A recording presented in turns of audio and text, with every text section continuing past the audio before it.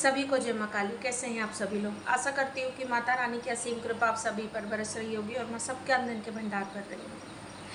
हम जब कभी कभी साधना पूजा करते हैं, ध्यान करते हैं, मंत्र जाप करते हैं, तो तरह तरह की चीज़ें जो बहुत भी पुरानी पुरानी चीज़ें होती हैं, बहुत पुराने कोई हादसे होते हैं, या हमें किसी ने धोखा दिया है, हमें चीट किया है, हमारे साथ गलत किया है, तो वो चीज़ें हमको साधना के समय में या मंत्र जाप या पूजा ध्यान के समय में क्यों आती है, ऐसा क्यों होता है, आज का विषय यही है।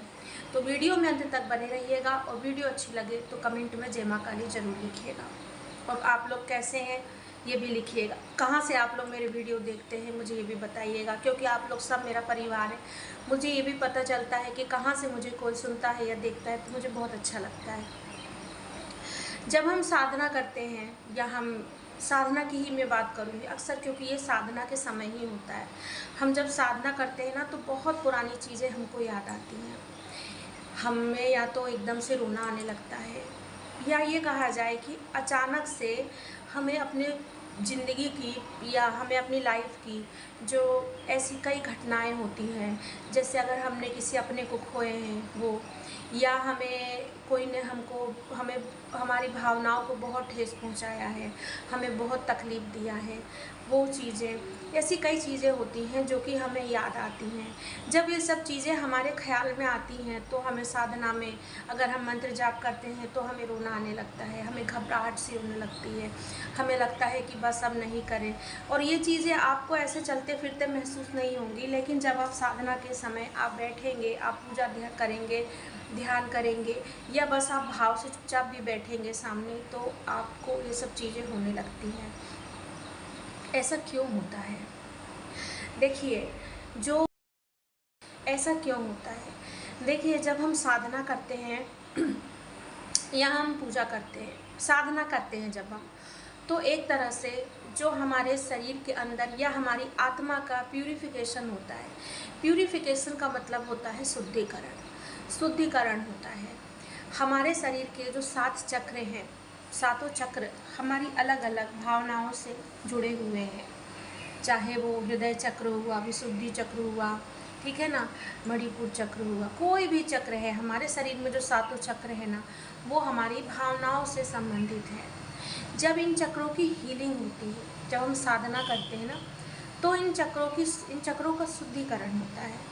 जब इन चक्रों का शुद्धिकरण होता है, तो बहुत सी चीज़ें, बहुत सी बातें हमारे ख्याल में आती हैं, बहुत सी भावनाएं हमारे दिमाग में आती हैं, अच्छा है, बुरा है, यहाँ तक कि अगर आप छोटे थे उस समय तक की भी अगर कोई घटना घटी हुई है ना, तो वो भी आपको उस समय पर याद आएगी, आपको याद आती है। जब ये शुद्धिकरण होता है, आपकी आत्मा का शुद्धिकरण होता है। साधना को पूजा पाठ से ज़्यादा महत्व क्यों दिया गया है? यही कारण है। आप दैनिक की जो पूजा सेवा करते हैं ईश्वर की, उसमें आपको थोड़ी देर शांति मिलती है, लेकिन जब आप साधना करते हैं, आप मंत्र जाप करते हैं, आप ईश्वर के सामने बैठते हैं, तो क्या होता है कि आपके अंतःकरण से आपकी आत्मा जो होती है, वो पता नहीं आपकी आत्मा कितने जन्मों से पीड़ित हुई है, किस किस चीज़ों से, पता नहीं आपकी आत्मा क्या क्या चीज़ें देखी हैं, पता नहीं आपके ऊपर क्या क्या चीज़ें जो है वो साथ आपके हुई हैं, अच्छी बुरी बहुत सी चीज़ें होती हैं। तो जब ये सब हम साधना करते हैं, तो यही सारी चीज़ें जो होती हैं, ये दबी हुई जो भावनाएं होती हैं, ये दबी हुई जो चीज़ें होती हैं, ये सब भावनाएं दबी हुई आपके बाहर आती हैं। देखिए, क्या होता है कि आज के समय में सब लोग बहुत ज़्यादा एकदम अंतर्मुखी कहा जाता है इसको, कि हम किसी को अपनी भावनाएं नहीं बता सकते, और आज का वो समय नहीं है। हम दुखी हैं तो भी हम किसी को नहीं बता सकते।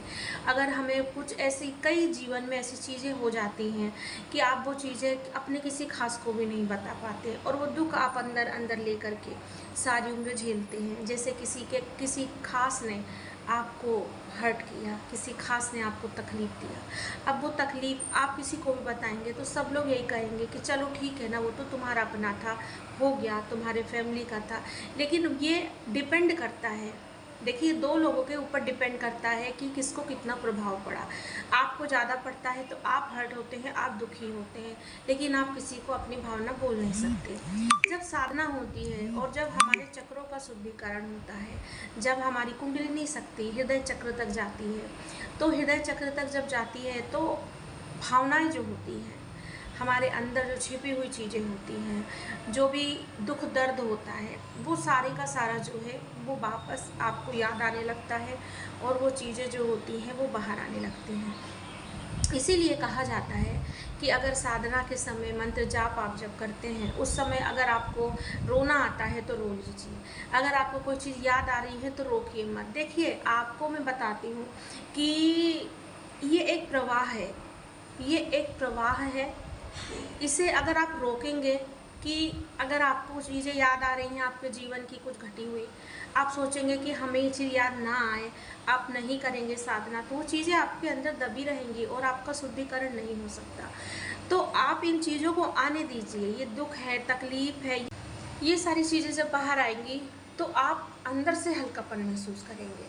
आपको लगेगा कि एक बहुत बड़ा जो बोझ था, जो कि सालों से महीनों से, है ना, आपके अंदर जो दबा चला आ रहा था, वो चीज़ें जो है वो आपकी क्या हुई, बाहर आ जाती हैं, बाहर आ गई। हमने ईश्वर के सामने रो दी, ईश्वर को चीज़ हमने बता दी या उनको पता चल गया। अंदर की चीज़ें देखिए, एक हमारे बाहर की चीज़ होती है, एक हमारे बाहर की बोलना जो होता है कि मैं जो बोल रही हूँ आप वो सुन रहे हैं, ठीक है। लेकिन जो ईश्वर होता है ना, वो हमारे अंदर की भी दशा जानता है, जो हम नहीं बोल पाते हैं या जो हम नहीं बोलते हैं ना, वो भी वो समझ जाता है। तो हमें क्या करना है, हमें अगर इंसान हमारी भावनाओं को नहीं समझ रहा है, ईश्वर समझ रहा है, तो उसमें हमें रोकना नहीं है या हमें अपने आप को दोषी नहीं ठहराना है कि मेरी साधना गलत है, मेरी साधना सही नहीं जा रही है, मेरी साधना में मुझे देवी देवताओं के अनुभव नहीं हो रहा है, मुझे रोना आ रहा है, मुझे क्यों, क्योंकि शायद अभी आपके अंदर का भार हल्का नहीं हुआ है। इसीलिए आपको देखिए, घड़ा भरा है पानी से, ठीक, कोई बर्तन पानी से भरा है, उसमें पानी डालेंगे तो क्या होगा, पानी तो बाहर जाएगा ना, बाहर निकलेगा। तो ऐसे ही जब आप पूरे अंदर से भावनाओं से भरे हुए हैं, दुख तकलीफ से भरे हुए हैं, अगर वो चीज़ जब बाहर निकलेगी तभी ना ईश्वर के वहाँ पे आपको जगह मिलेगी रहने के लिए। तो अगर आपके साथ ऐसा होता है कि साधना में आपको रोना आता है, आपको बहुत चीज़ें याद आती हैं, आपको लगता है कि नहीं, हमको वो पुरानी बचपन की भी चीज़ें, अगर किसी ने आपके साथ, रिश्तेदारों ने भी अगर कुछ कहा है या सुना है, जो चीज़ देखिए, जो चीज़ आपको हर्ट की हुई है ना, वही चीज़ आपको आएगी, आपको वही चेहरे नज़र आएंगे जिन्होंने आपको तकलीफ़ दिए हैं या जिनके कारण आप भावात्मक रूप से जिनसे जुड़े हुए। क्योंकि क्यों होता है कि कुछ लोग जन्म से ही चिड़चिड़े होते हैं, कुछ लोग जन्म से ही बहुत शांत होते हैं, साधु प्रवृत्ति के होते हैं। क्यों होता है, हम अपने जो कर्मा होते हैं, हम जो अपना एक बोझ जिसको हम कितना हम लेकर के चले आ रहे हैं, इस समय हमने मन में हमने बैर रखे या हमने किसी से माफ़, कहते हैं ना, माफ़ करके आगे बढ़ो, भले उस इंसान से मतलब रखो या ना रखो, लेकिन माफ़ करके आगे बढ़ो।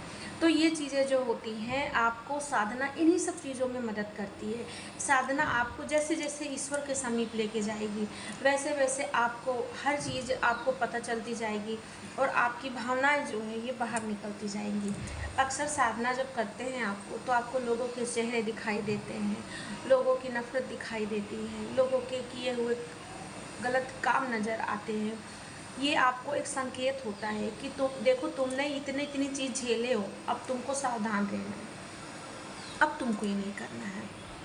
तो यही होता है कि जब आप साधना कर रहे होते हैं ना, तो आपको पुरानी बातें याद आती हैं, पुरानी चीज़ें याद आती हैं, बहुत चीज़ें याद आती हैं, यहाँ तक कि आपको कभी कभी पिछले जन्म की भी कई चीज़ें दिखाई देती हैं जब आप ध्यान में होते हैं। तो ध्यान के विषय पर भी मैं आज शाम को, रात को लाइव करूँगी, तो आप लोग जुड़िएगा ज़रूर। उसमें हम लोग जानेंगे ध्यान कैसे करें, कि क्या करें कि हमें ध्यान के अनुभव भी हों, हम अच्छे से ध्यान कर पाएँ।